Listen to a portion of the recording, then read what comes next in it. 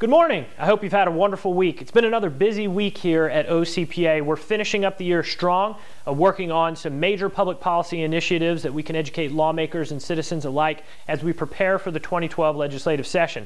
Let's talk about a couple of those issues real quick. First, OCPA has led the way in identifying and presenting a plan to the state of Oklahoma to repeal the state's income tax over 10 years. We show in this plan how it is possible for the state to do this without raising any other taxes. It's very important that we don't raise taxes to cut taxes, and we don't have to. And how is that possible? Well, because in this state we have over $1.7 billion of waste, inefficiency, and non-core spending.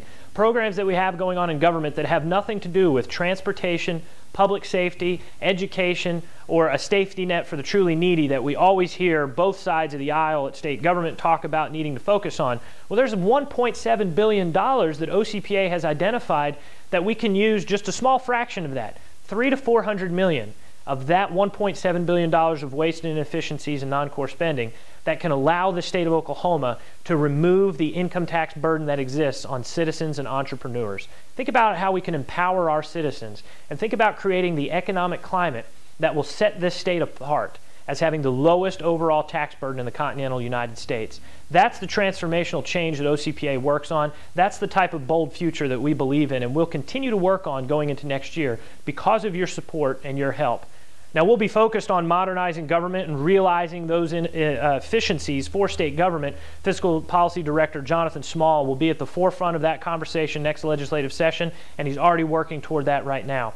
Another major issue the state is addressing is workers' compensation reform. How can we create a good business climate for our entrepreneurs, for our existing businesses, and for those other businesses that are going to want to come here when we have that low tax burden? Well, OCPA distinguished Milton Friedman Fellow Andy Spiropoulos has looked at the plan that's in Texas, what Arkansas does, and Oklahoma State Constitution, and how all those could work together to improve the workers' compensation climate in Oklahoma. We look forward to releasing that report in conjunction with the start of the 2012 legislative session.